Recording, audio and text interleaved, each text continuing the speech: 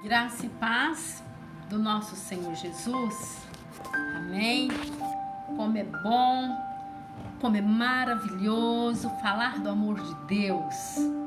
E Deus tem uma mensagem para o meu e o seu coração neste dia. Amém. Você crê? Eu creio.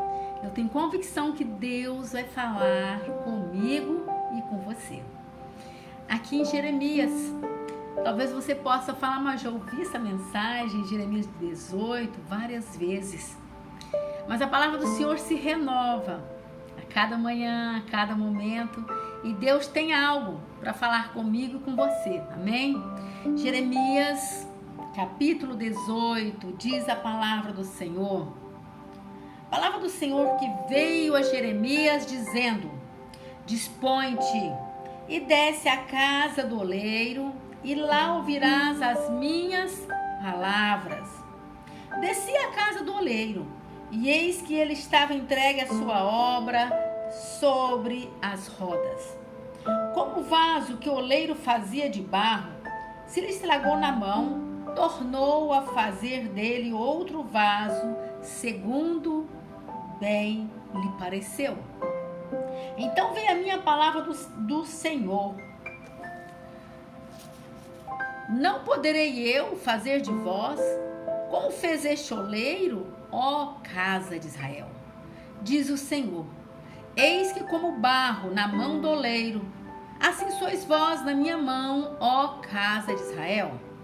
No momento em que eu falar acerca de uma nação ou de um reino, para o arrancar, derribar e destruir, se a tal nação se converter da maldade contra a qual eu falei, também eu me arrependerei do mal que pensava fazer-lhe.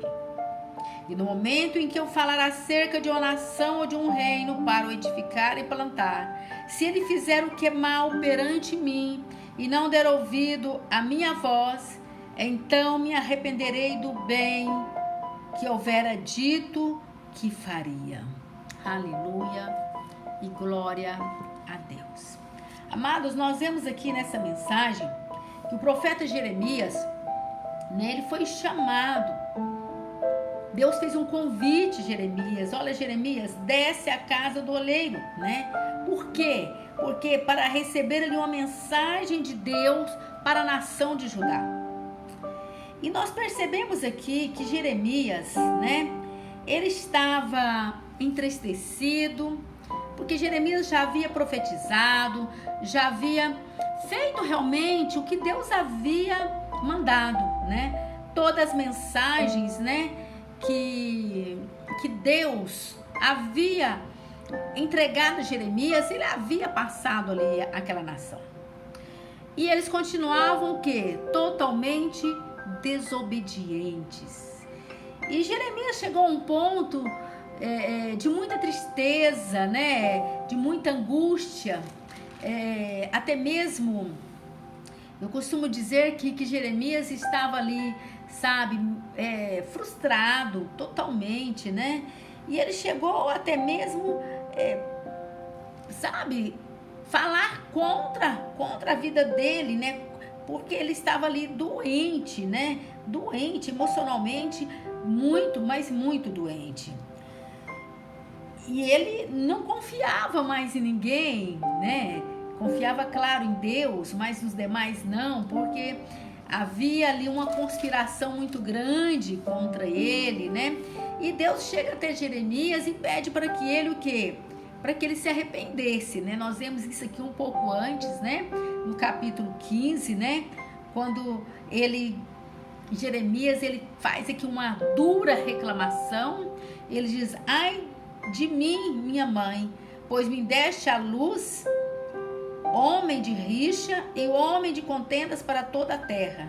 Nunca lhes emprestei com usura, nem eles me emprestaram a mim com usura. Todavia, cada um deles me amaldiçoa. Então, nós estávamos vendo aqui Jeremias revoltado, né? Muito, mas muito revoltado, né? E ele chegou a amaldiçoar o dia do seu nascimento. E Deus, né? E Deus chega, né, e fala com Jeremias, diz aqui no capítulo 15, no versículo 19: portanto, assim diz o Senhor, se tu te arrependeres, eu te farei voltar e estarás diante de mim. Se apartares o precioso do vil, serás a minha boca, e eles se tornarão a ti, mas tu não passarás para o lado deles. Então Deus estava sempre cuidando de Jeremias, né? E Jeremias estava numa crise existencial terrível. Jeremias era um vaso novo? Era um vaso de Deus? Era. Jeremias era um profeta e estava vivendo uma crise existencial. E Deus, né, decide um dia mostrar para Jeremias, né, como realmente funciona, né, aqueles que estão sobre as mãos do Senhor. E Deus fez uma analogia aqui, comparando-se com a roda, né, ali, que está ali naquela olaria, né, o seu trabalhar. Foi muito lindo, né?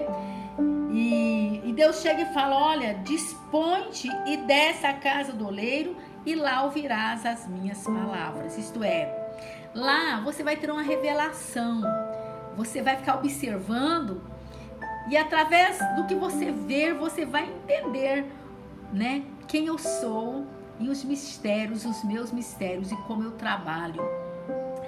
E diz a palavra que Jeremias, ele mesmo fala: olha, eu desci à casa do oleiro, né, e eis que ele estava entregue à mão, a sua obra sobre as rodas. E como o vaso que o oleiro fazia de barro se lhe estragou na mão, tornou a fazer dele outro vaso, segundo bem lhe pareceu. Isto é, Deus trabalha na minha vida, na sua vida, como Ele quer. Né? Por quê, igreja? Porque muitas vezes nós nos estragamos na mão de Deus. Deus não nos estraga, mas nós nos estragamos, né? As nossas teimosias, o pecado. E precisamos entendermos que nós estamos sobre a roda, que é a mão do Senhor, né, para sermos moldados. E Deus, o nosso Deus é o oleiro. Quando nós olhamos para essa mensagem, né, e nós sabemos que eu e você, nós somos o vaso nas mãos do oleiro. E se eu e você, se nós verdadeiramente permanecermos na roda, isto é, que é a mão de Deus, né, que a mão de Deus está sobre nós, né, nos moldando. Mas também nós temos que entendermos que quando Deus nos molda, dói, igreja, porque Ele começa ali a tirar as impurezas, né? Quando a massa, o barro está sujo, alguém, né, o oleiro vai limpando aquela massa, vai tirando ali as pedrinhas, os ciscos, né? E assim é Deus na minha e na sua vida, vai trabalhando, nos limpando, nos moldando. Mas ao mesmo tempo também Ele vai nos acariciando, né? Dizendo: você vai conseguir, vai dar certo, né? E é isto, né? Então, amados, Deus trabalha por princípios na minha vida e na sua vida. E nós olhamos aqui Deus trabalhando por princípios, e Deus não muda, tá? Às vezes nós queremos que Deus mude a forma dele fazer, dele agir. Ele não muda, ele tem alguns princípios, né, que ele não muda. E nós vemos neste texto, um dos principais princípios aqui é a obediência, e Deus não muda, né? Eu costumo dizer que as nossas bênçãos, que nós tanto precisamos e buscamos, né, que elas estão condicionadas à obediência. Então, este princípio, que é a obediência, não muda, Deus não muda.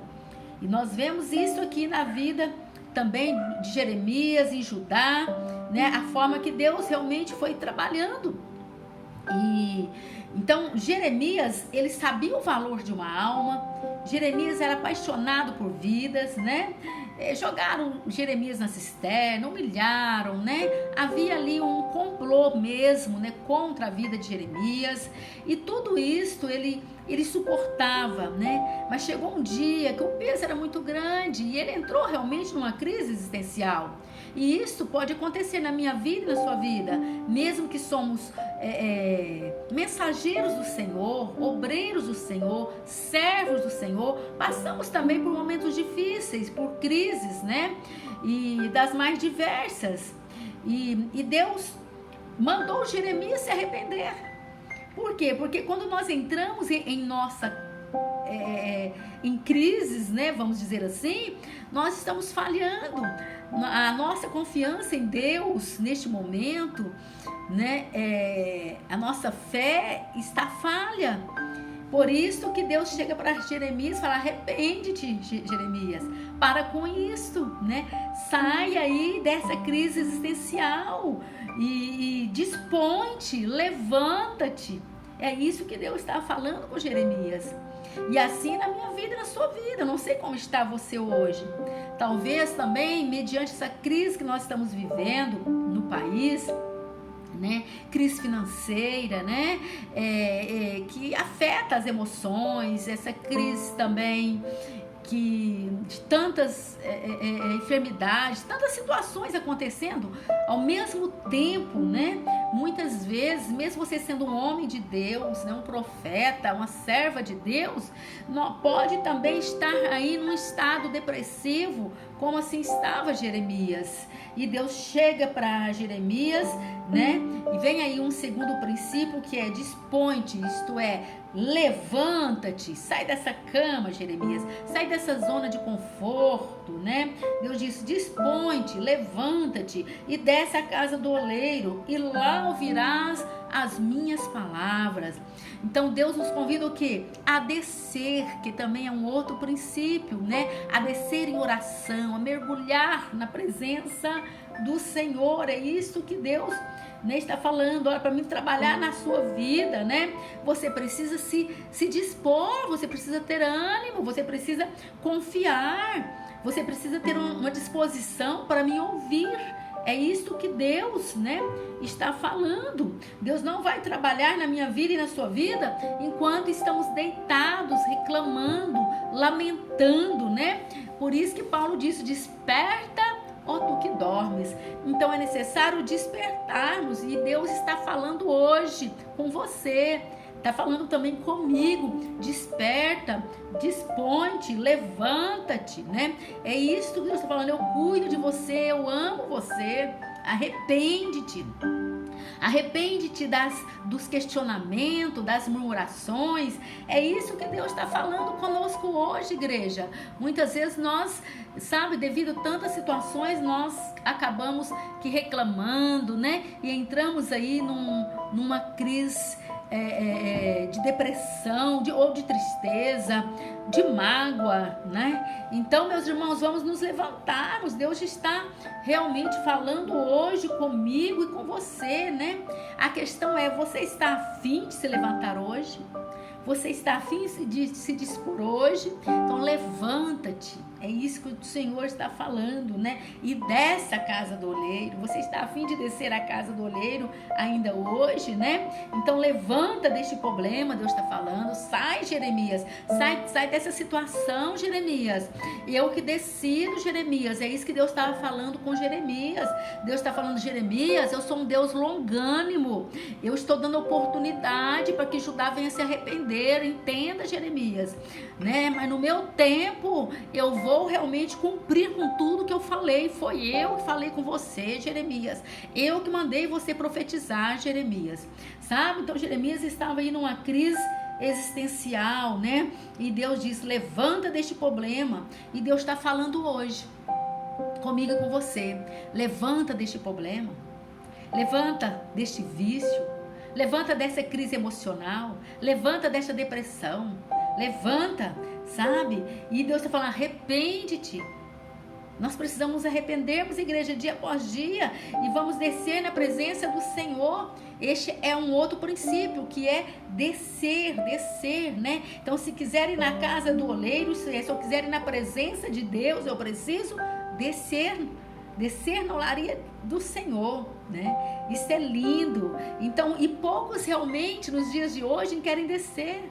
Poucos querem orar, poucos querem tirar um tempo, né, para estar mais mergulhado em oração. É claro, igreja, que nós estamos constantemente em espírito, nós temos o Espírito Santo que está em nós, que ora conosco, né? Eu, pelo menos, eu me sinto que eu estou constantemente em oração, porque a palavra do Senhor diz: orai sem cessar. Então o nosso pensamento está em Deus, e o Espírito que habita em mim ora por mim e ora comigo. Mas nós precisamos e necessitamos mergulharmos na presença do Senhor, nos dispor mais, né? Por isso o Senhor disse: dispõe e desça na minha presença. E Jeremias, ele foi convidado a ir à casa do Senhor para ser curado. Deus queria curar Jeremias daquela rejeição. Jeremias estava se sentindo rejeitado por aquele povo. Talvez essa é a sua situação hoje. Você tem se sentido rejeitado aí na tua casa, pelo teu esposo, pelos teus filhos, ou no teu trabalho. Sabe, eu costumo dizer que a pior dor do ser humano é a dor emocional. E a dor da rejeição, ela é terrível. É terrível, deixa a pessoa muito, muito para baixo. E era assim que Jeremias estava se sentindo, né? Então Jeremias, ele não se estragou na mão do oleiro, mas nós vemos que Deus cuidou de Jeremias. Olha, Jeremias, arrepende-te, né? Desce na minha presença. Deus estava sempre lhe falando com Jeremias. Por quê? Porque Jeremias era um profeta muito obediente. Sabe, quando Deus o chamou, ele já se lançou, ele fazia tudo que Deus falava, mesmo que ele tivesse que apanhar. Mas o que Deus mandava ele falar, podia ter certeza que ele falava. Jeremias foi um profeta muito chorão. Por quê? Porque sofreu muito, né? Mas nós vemos que Judá ele se estragou, literalmente, né? Nas mãos do oleiro. Foram cativos 70 anos, né? E por que se estragou, né? Porque não quiseram obedecer a Deus. Sabe, um vaso se estraga quando ele não quer obedecer a Deus, não estava no centro da vontade de Deus. Muitas vezes nós nos estragamos, igreja, porque não estamos no centro da vontade de Deus. Queremos fazermos o que pensamos, o que achamos. Sabe, só tem uma forma, fazer o que Deus disse para Jeremias, nos dispor, nos levantar, né?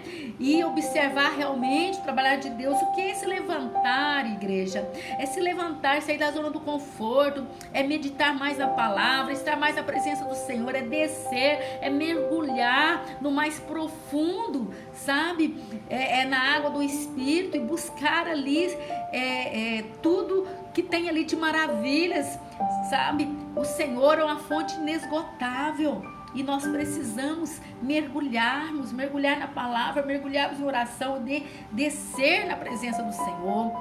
Então não foi Deus que estragou o vaso se estragou sozinho, né? Nós vemos aqui, há muitos motivos, ó igreja, que levam um vaso a se estragar.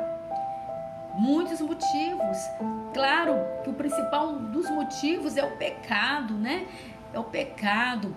Mas também a crise emocional também leva um vaso a se estragar. Se ele não se cuidar, ele vai deixando e aquilo lá vai se lastrando. É um problema muito sério você entrar numa crise emocional? Não, igreja, isso acontece na minha vida, na sua vida, mas é um problema sério permanecer nessa crise emocional, sabe? Nesse estresse. É pecado, né? Você, em alguns momentos, passar por um estresse, né? Não, igreja, isso vai acontecer. Vai acontecer na minha vida e na sua vida. Mas um pecado seríssimo, permanecer nesse estresse, permanecer nessa crise emocional, até que não agrada a Deus. Claro, eu estar numa crise emocional, eu vou estar entristecendo sim o Senhor, num estresse, mas o que eu não posso é permanecer. Foi o que Deus disse para Jeremias: arrepende-te. Então, de certa forma, né, isso não agrada a Deus. Até que ponto, né, uma crise emocional, um estresse chega a gerar um pecado, né? Até que ponto? Até o ponto que eu começo o quê? A murmurar, a blasfemar, né? Isso realmente gera-se pecado. Então, Judá, ele não quis ser moldado por Deus. E quantos hoje também não querem ser moldados por Deus? Igreja, eu me lembro, né?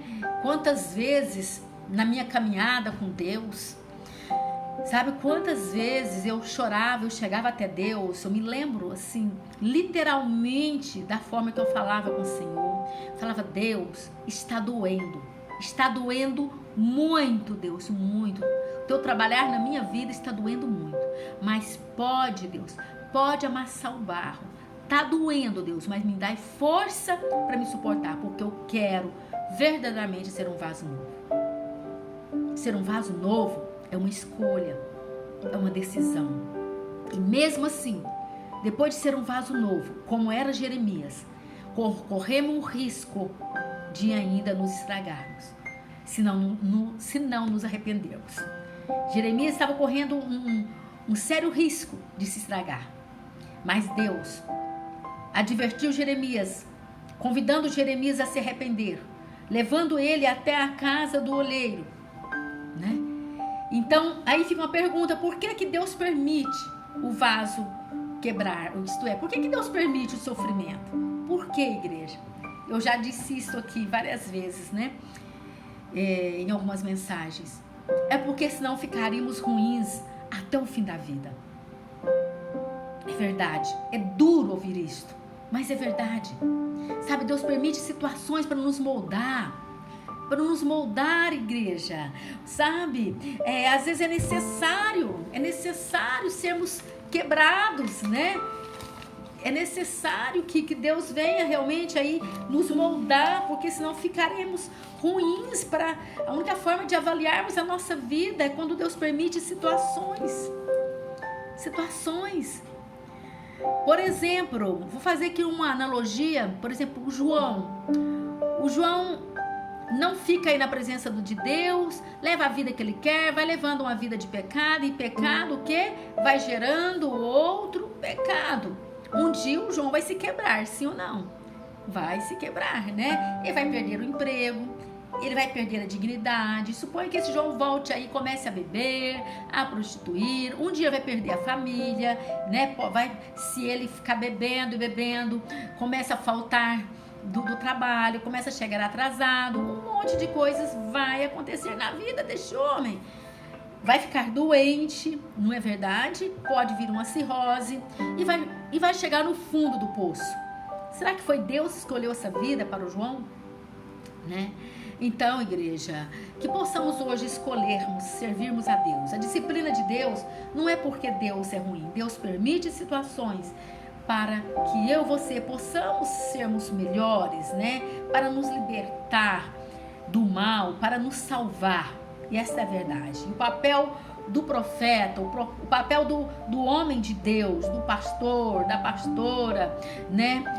Da missionária, do evangelista, o papel seu, que é servo de Deus, né? O nosso papel é advertir uns aos outros, advertir para que não sejam quebrados. Sabe, muitas vezes hoje nós vemos,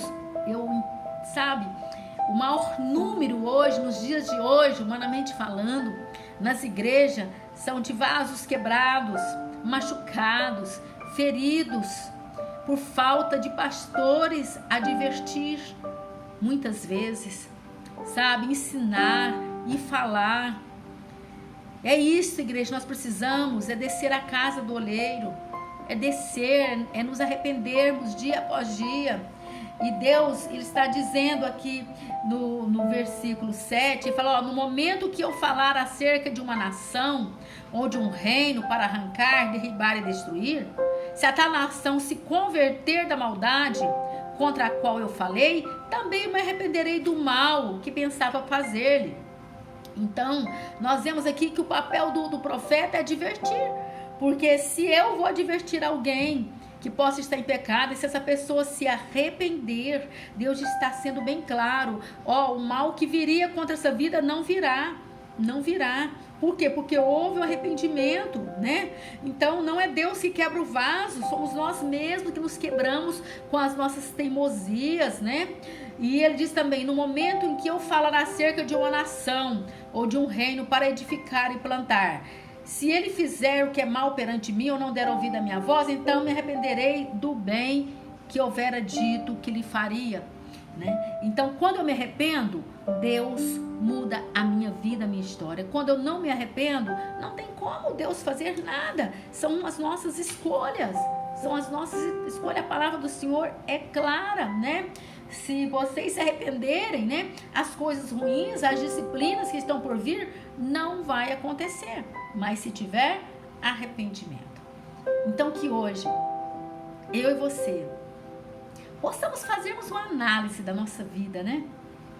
Será que tem algo na minha vida e na sua vida que tem entristecido o Senhor? Eu creio que sim. Todos os dias nós erramos, todos os dias nós pecamos.